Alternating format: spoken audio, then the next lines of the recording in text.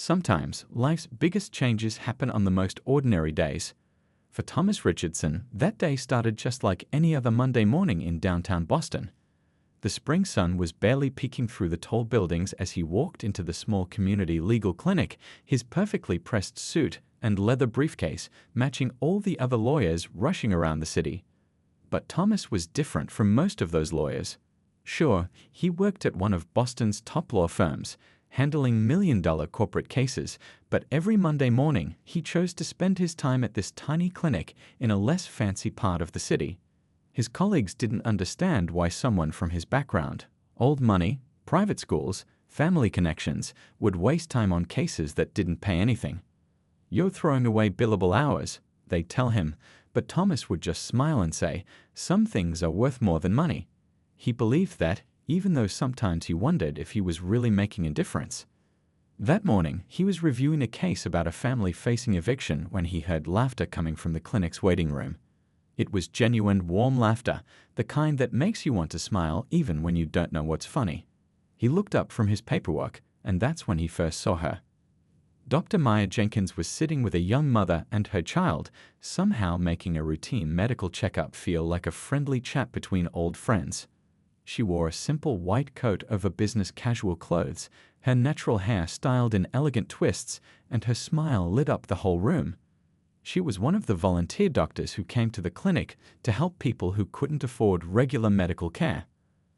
Thomas found himself walking to the water cooler 3 times in the next hour, each time trying to catch another glimpse of her. He noticed how she spoke to everyone, from the elderly janitor to the nervous teenage patients, with the same genuine respect and warmth. There was something different about her, something real in a world where Thomas had grown tired of fake smiles and networking events. It wasn't until his last case of the morning that they finally spoke. The client was a single mother fighting for custody of her kids while dealing with health issues. Thomas knew he needed medical expertise to strengthen the case, and the clinic's coordinator suggested he consult with Dr. Jenkins. "I hear you're the person to talk to about medical records," Thomas said, trying to sound professional while his heart was doing something completely unprofessional in his chest. Maya looked up from her charts and their eyes met. "And you must be the lawyer who actually explains things in English instead of legal jargon. The patients talk about you, you know." They spent the next hour discussing the case, but somehow the conversation kept drifting to other things. Their shared love of old bookstores, their favorite local coffee shops, their reasons for volunteering at the clinic. Thomas found himself sharing things he'd never told anyone about why he really came to the clinic, about his grandfather, who lost everything in a legal battle because he couldn't afford a good lawyer. Maya told him about growing up in Chicago, about watching her mother work 2 jobs to put her through medical school, about wanting to be the doctor she wished her family had had access to when she was a kid. There was no pretense, no carefully crafted small talk. Just real stories, real experiences, real connections. As their meeting wrapped up, Thomas realized 2 hours had passed, though it felt like minutes. He also realized he hadn't checked his phone once, a small miracle for a corporate lawyer. Standing at the clinic's front desk, he gathered all his courage and tried to sound casual. "You know, there's this great little Ethiopian restaurant around the corner. They make amazing coffee, if you're interested in continuing our discussion about the case." Maya smiled, and Thomas felt like the sun had just come out after a long winter. "The case discussion, huh?" she teased. "Well, I do love Ethiopian coffee." Neither of them knew it then, but that simple coffee invitation would change both their lives forever. They didn't know about the storms they would weather together, the battles they would fight, or the hearts they would change. They just knew that something special was happening in that small clinic on that ordinary Monday morning. As they walked to the restaurant, laughing about the horrible coffee in both their workplaces, the bustling city seemed different somehow. The same streets Thomas had walked 1,000 times felt new, full of possibility. Sometimes the biggest chapters of our lives start with the smallest moments, like a chance meeting at a community clinic, a shared passion for helping others, and a simple cup of coffee. That first Ethiopian coffee turned into dinner the following week. Dinner led to weekend walks through Boston Public Garden, and soon Thomas and Maya were spending every free moment together. Their worlds, which seemed so different at first glance, began to blend in the most beautiful ways. Maya couldn't help but smile every time Thomas got excited about the smallest things, like when he discovered her favorite childhood board game at a vintage store and bought it immediately, insisting they play it right there on a park bench. She loved how his serious lawyer persona would melt away when he was truly comfortable, revealing a goofy side that made her laugh until her sides hurt. Thomas found himself looking forward to their long conversations about everything and nothing. Maya challenged his views in ways no one ever had before. When he complained about a difficult client at his firm, she'd help him see the situation from a completely different angle. "You know," she'd say, pushing her coffee cup between her hands, "sometimes people act tough because they're scared. In my practice, I see it all the time with parents of sick kids." Their different backgrounds brought new colors to each other's lives. Maya introduced Thomas to her favorite soul food restaurant, run by a sweet elderly couple in her neighborhood. The husband would always sneak extra cornbread onto their plate, saying, "Young love needs good feeding." Thomas, in turn, taught Maya how to sail on his family's old boat, laughing as she dramatically pretended to be a pirate captain. But it wasn't all just fun and games. They had deep conversations about their hopes, fears, and the realities of being an interracial couple in modern America. One evening, sitting on Maya's small apartment balcony, Thomas listened as she shared stories about the subtle discrimination she sometimes faced as a black female doctor.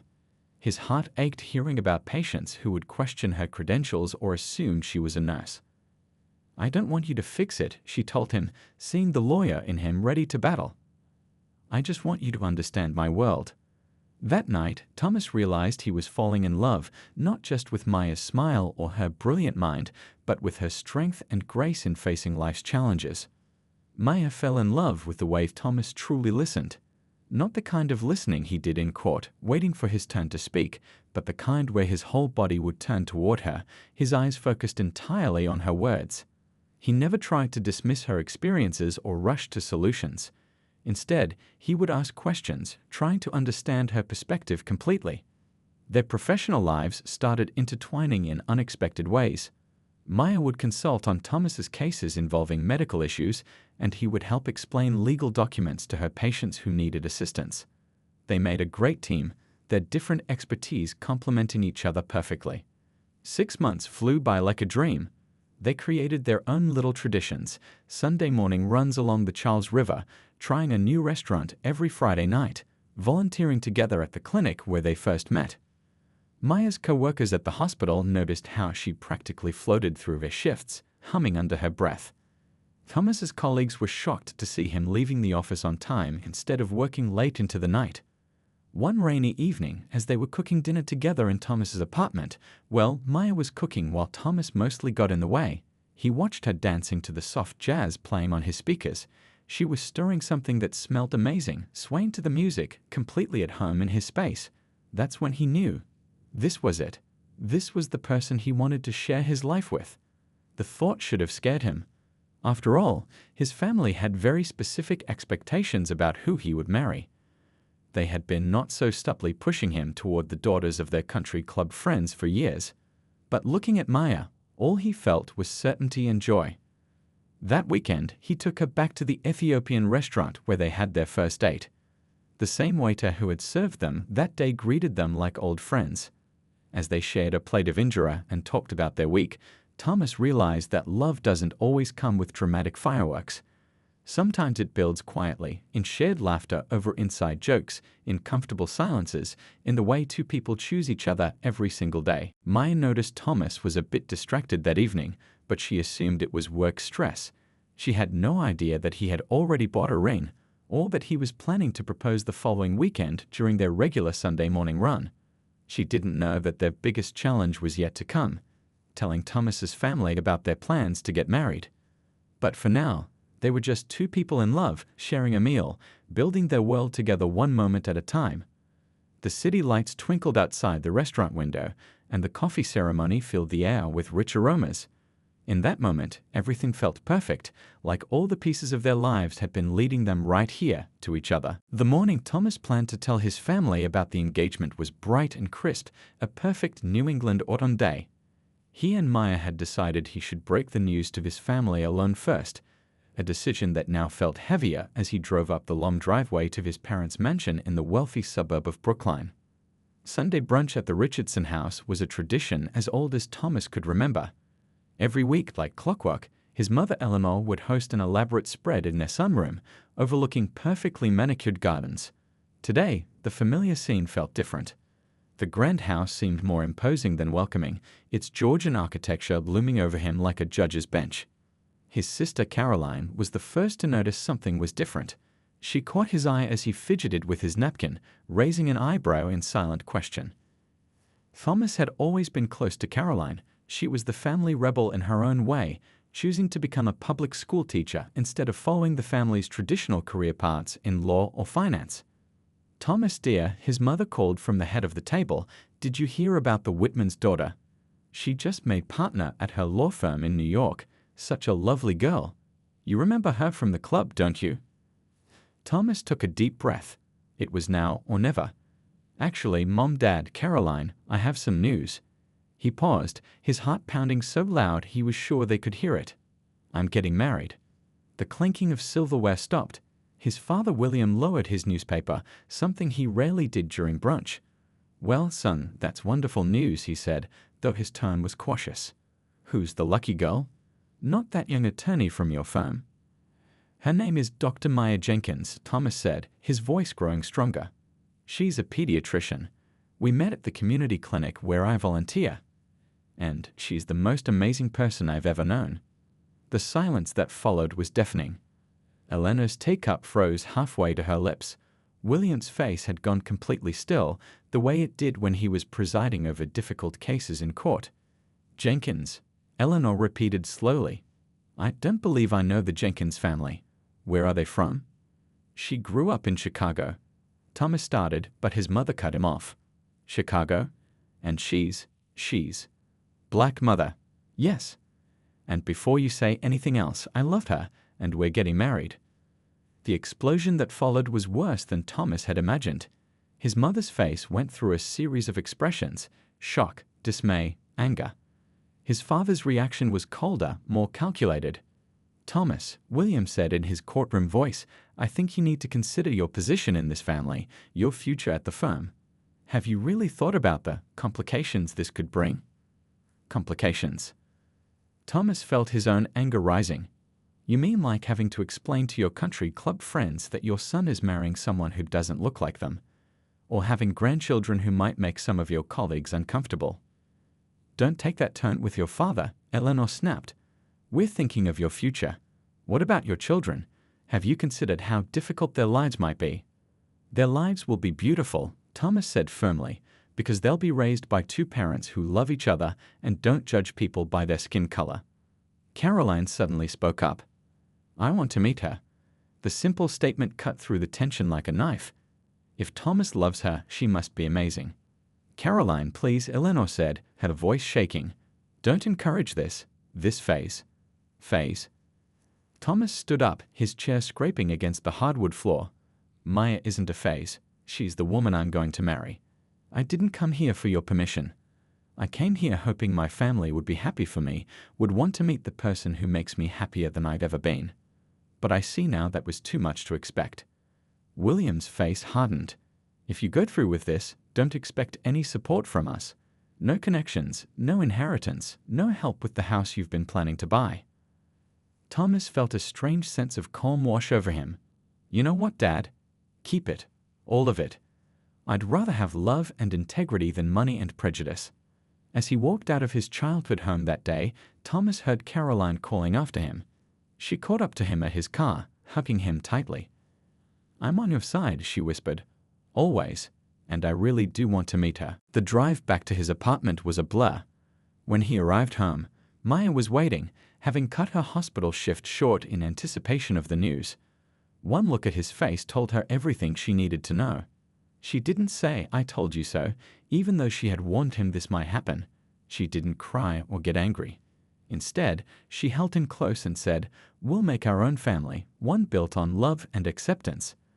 That evening, as they sat on their favorite spot on the waterfront, watching the sunset paint the sky in brilliant colors, Thomas realized something profound. The worst part of the day wasn't losing his inheritance or his family's support. It was seeing the hurt in Maya's eyes when he told her about his parents' reaction. He promised himself then that he would spend the rest of his life making sure she never had reason to doubt her worth or their love. "You know what?" Maya said softly, squeezing his hand. "That loss is going to be someone else's gain. Our children will have amazing grandparents. They just might not be the ones we expected."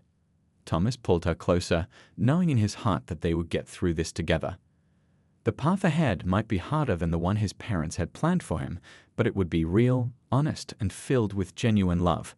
Sometimes, he realized, you have to lose what you thought you needed to find what you truly deserve. Love has a way of showing up in unexpected places, and Thomas and Maya's wedding was proof of that. While the grand church wedding his parents had always imagined for him didn't happen, what they created instead was something far more meaningful. They chose to have their ceremony in the community garden next to the clinic where they first met. The same people they had helped over the years now came together to help them. Mrs. Chen, whose custody case Thomas had won, insisted on doing all the flower arrangements. The elderly couple from the soul food restaurant catered the reception, filling the air with the aromas of love and home cooking. Maya's family, though initially cautious about their daughter marrying into a family that rejected her, showed what true acceptance looked like. Her father, a high school music teacher, spent weeks practicing a special song to play during the ceremony. Her mother, who had raised 3 kids on a teacher's salary, welcomed Thomas with warm hugs and Sunday cooking lessons. The morning of the wedding, Thomas stood in a small room at the community center, adjusting his tie. Caroline, his sister and only family member present, helped him with his boutonniere.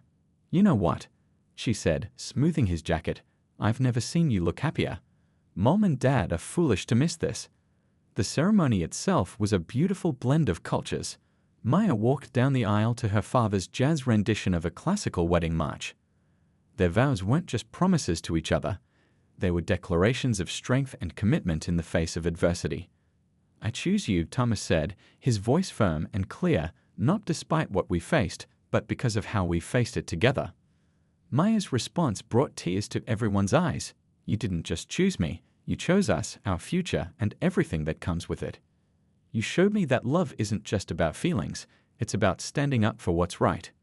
Instead of the country club reception his parents had always planned, they celebrated in the community center's main hall, transformed by twinkling lights and flowers.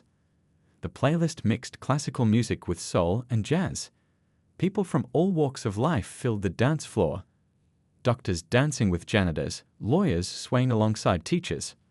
But real life isn't just about beautiful moments. The weeks and months that followed brought their own challenges. Thomas's firm, though they would never admit it openly, started giving him fewer high-profile cases. Some clients suddenly became more comfortable with other attorneys. Maya faced her own battles at the hospital, dealing with colleagues who now viewed her differently, some with curiosity, others with unspoken judgment. Yet they faced everything together. When Thomas lost a big client who made thinly veiled comments about his changing lifestyle, Maya helped him start his own small practice. "You've always wanted to help regular people anyway," she reminded him. "Now's your chance." Their tiny apartment became a haven of love and understanding. They created their own traditions, Sunday brunches that were full of laughter instead of judgment, holiday celebrations that blended both their families' customs. Maya's parents often drove up from Chicago for long weekends, filling their home with music and stories. Caroline became a regular visitor, bringing updates about their parents, who still refused to acknowledge the marriage, but also bringing her own growing acceptance and love for her new sister-in-law. She and Maya became close friends, often going for coffee together and sharing stories about teaching and medicine. One evening, about 6 months into their marriage, Thomas came home to find Maya sitting on their small balcony, looking thoughtful. "Do you ever regret it?" she asked quietly. "Giving up everything for this?" Thomas sat beside her, taking her hand. "I didn't give up everything," he said. "I gained everything. My old life was full of things that looked good on paper, fancy parties, expensive cars, connections. But this life with you, it's real, it's honest, it's full of actual love and friendship." They learned to navigate the subtle challenges of being an interracial couple in modern America. Thomas became more aware of the small injustices Maya faced daily, the way some people would avoid sitting next to them on the bus, the extra questions she got at high-end stores, the assumptions people made about their relationship. But they also found incredible support in unexpected places. Their neighbors in their diverse downtown neighborhood welcomed them warmly. Thomas's small law practice grew as word spread about his dedication to helping families navigate complex legal issues. Maya's pediatric practice thrived, with parents appreciating her genuine care for their children. They started hosting monthly community dinners in their apartment, bringing together people from all parts of their lives. These evenings became famous for their mix of incredible food. Maya had mastered several of her mother-in-law's recipes, fascinating conversations, and the feeling of family that extended far beyond blood relations.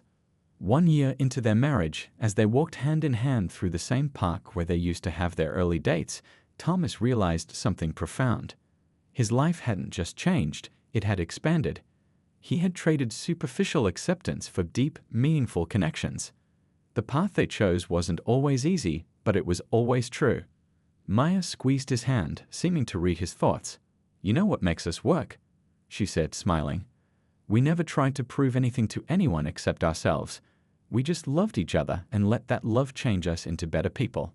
And that was their greatest victory, not just staying together despite the odds, but growing together, building a life that proved love really does conquer all, even if it doesn't do it quite the way anyone expects. Life has a way of changing when you least expect it. For Thomas and Maya, that change came on a quiet Tuesday morning in spring, 3 years into their marriage. Their daughter Sophia, just 18 months old, woke up with a fever that wouldn't break. At first, it seemed like just another toddler fever. Maya, being a pediatrician, knew all the normal signs to watch for. But something felt different this time. Maybe it was mother's intuition, or maybe it was her years of medical experience, but she knew something wasn't right. "Her breathing doesn't sound normal," Maya said, holding Sophia close to her chest. The baby's usual bright eyes were dull, and her normally active little body was unusually still. Thomas had never seen his wife look so worried, and that scared him more than anything else.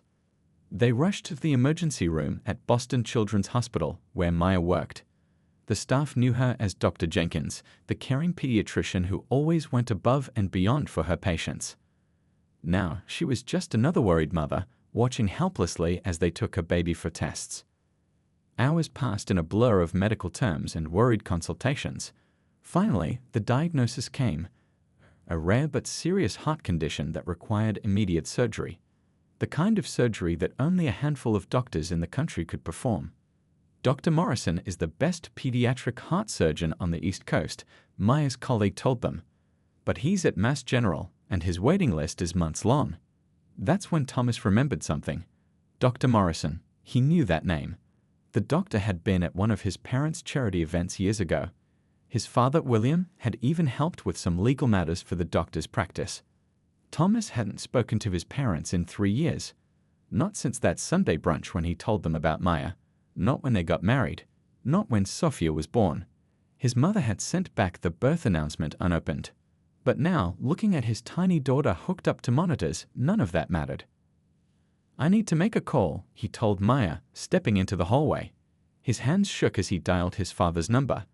It rang once, twice, 3 times. He was about to hang up when he heard his father's voice. "Thomas." William sounded surprised, maybe even concerned.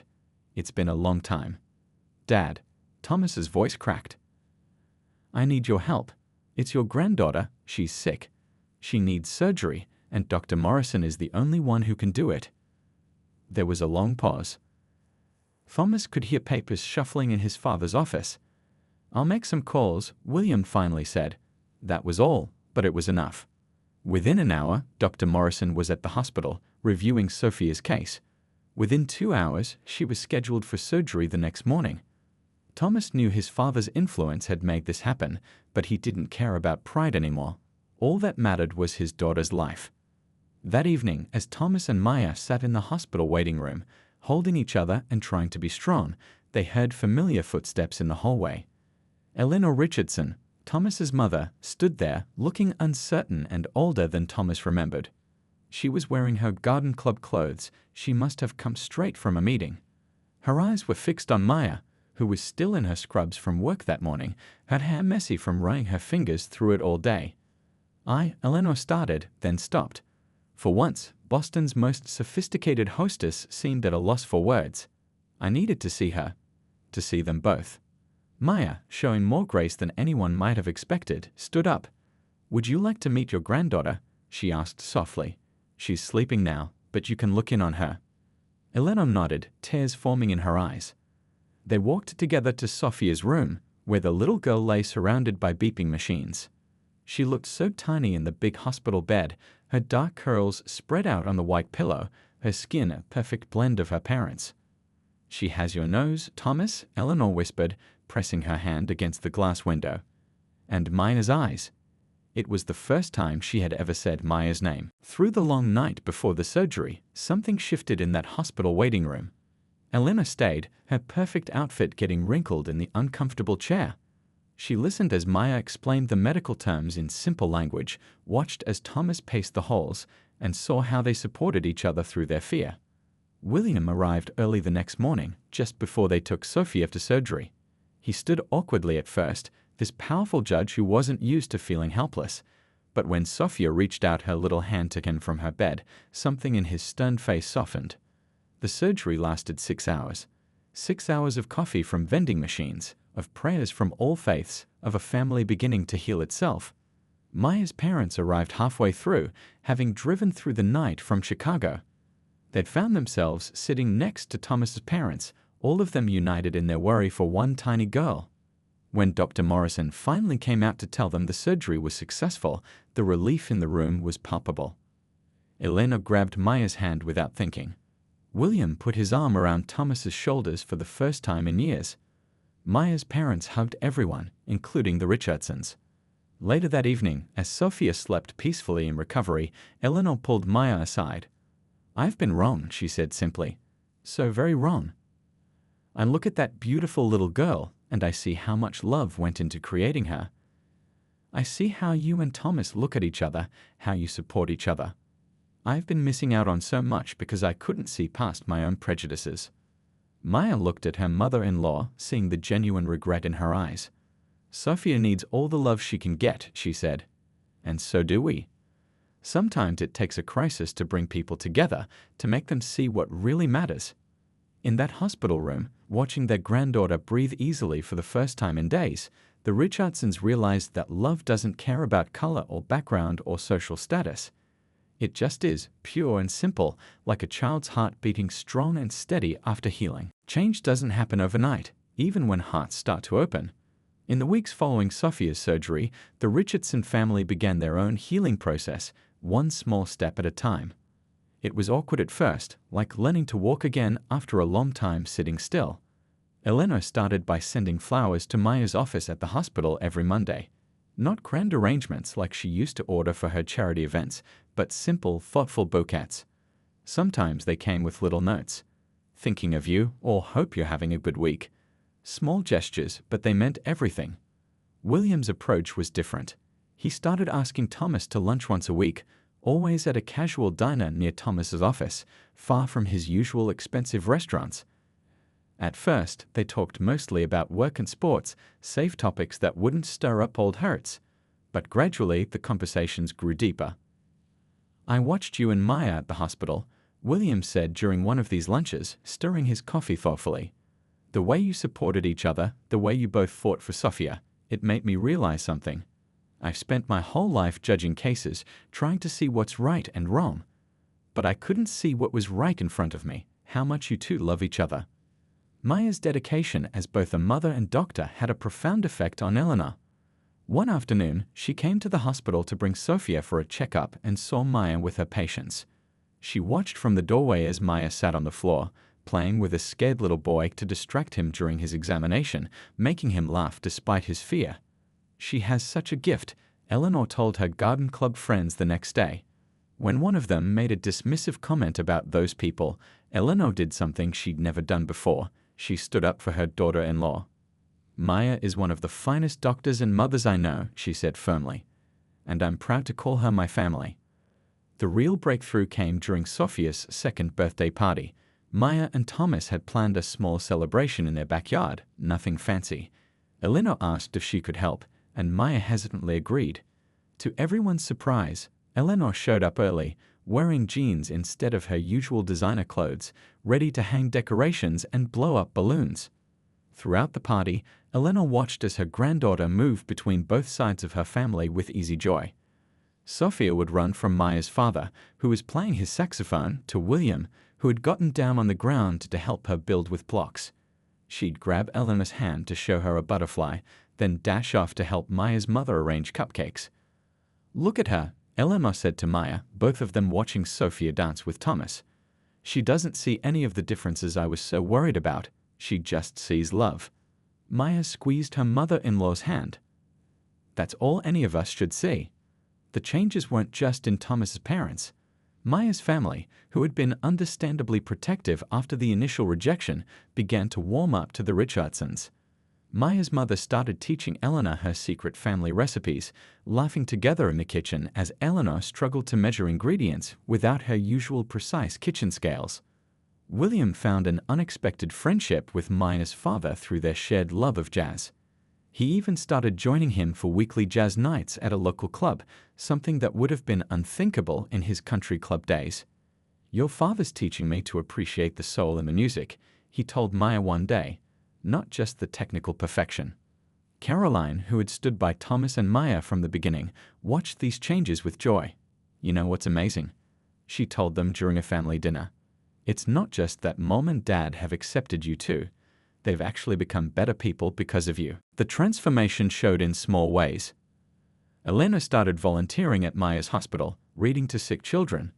William took on more pro bono cases at his firm, inspired by Thomas's dedication to helping others. They both became regulars at the community dinners Thomas and Maya hosted, sitting comfortably with people from all walks of life. One evening, as they all sat in Thomas and Maya's living room after dinner, Eleanor reached for an old photo album she brought. "I want to show Sophia some family history," she said, but instead of just showing the Richardson family photos, she asked Maya's parents to share their family pictures too.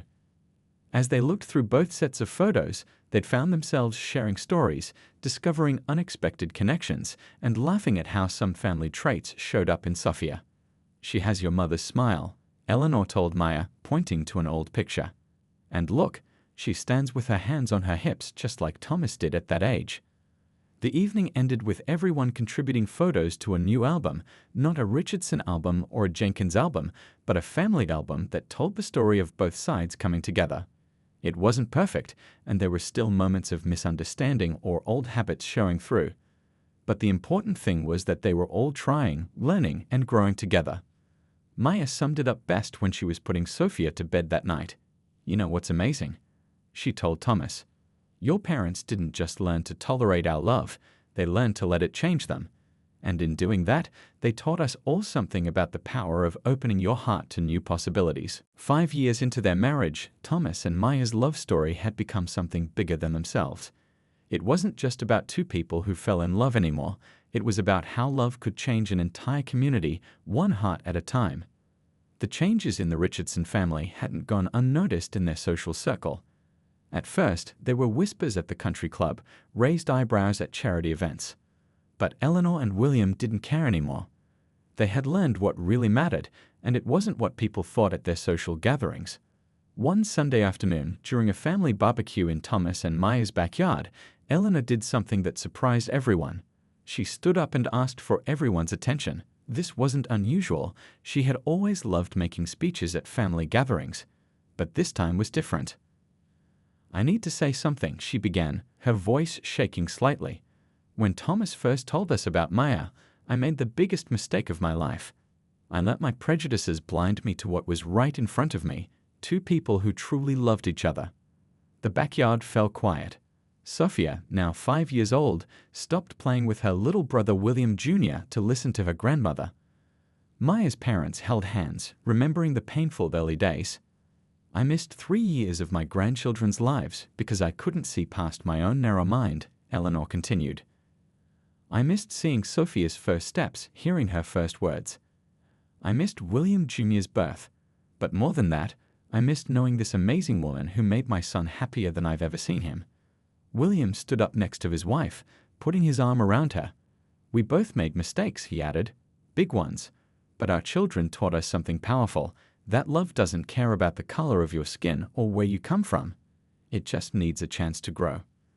That speech could have been the end of the story, a nice neat bow on a family's journey to acceptance. But real life isn't that simple, and what happened next was even more important. Word spread through their social circles about the Richardsons' change of heart. Other families who had faced similar situations started reaching out. Elena and William found themselves becoming unexpected advocates for love and acceptance in their community. They started hosting dinners at their home, bringing together families from all backgrounds. The same dining room that once only welcomed Boston's elite now rang with laughter from people of all walks of life. Elena's garden club became more diverse. William's law firm started taking on more civil rights cases. Maya's hospital noticed the change too. More families from wealthy neighborhoods started coming to her for their children's care, trusting her expertise without question. Some of them admitted they'd heard about her through the Richardsons, how she had not only won over Boston's most traditional family, but had helped make them better people. Thomas's law practice grew in unexpected ways. He started specializing in family law, helping other couples navigate the challenges he and Maya had faced. Sometimes, parents struggling to accept their children's choices would come to him for advice. He'd invite them to family dinner, let them see what love could look like when you let go of prejudice. Sophia grew into a confident kindergartner who saw nothing strange about having a family that didn't all look alike. Her classroom became a model of inclusion, partly because she made friends with everyone, and partly because her parents and grandparents were always willing to come in and read stories or help with projects. Little William Jr., at 3 years old, was growing up in a world his parents had helped create, one where love came in all colors and families could look any way they wanted. He had his father's quiet determination and his mother's infectious laugh. One day, at a community festival their families had helped organize, Maya overheard someone ask Sophia about her family. The little girl's answer brought tears to her eyes. "My family. We're just people who love each other. Sometimes we look different, but Grandma says that's what makes us special." Eleanor and William made a point of speaking at community events, sharing their story of change.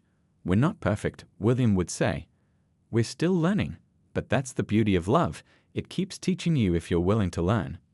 Maya's parents became close friends with the Richardsons, often joking about how they had gone from being worried about their daughter marrying into this family to sharing holidays, babysitting duties, and family vacations together. The community clinic where Thomas and Maya first met held a special place in their hearts. They established a foundation to support it, ensuring other families would have access to both medical and legal help. The waiting room where they first spotted each other now had a plaque that read, "Love grows here." As their story spread, other couples facing similar challenges found hope in it. They weren't just Thomas and Maya anymore. They were proof that love could change minds, heal hearts, and build bridges between worlds that seemed far apart. At their 5th anniversary party, surrounded by family and friends from all parts of their lives, Thomas raised his glass for a toast. "5 years ago, we didn't just start a marriage," he said, looking at Maya with eyes full of love. "We started a ripple effect of change. And that ripple has turned into a wave." Maya smiled, adding her own words. "We're not just a love story anymore. We're a story about how love can transform people, families, and communities.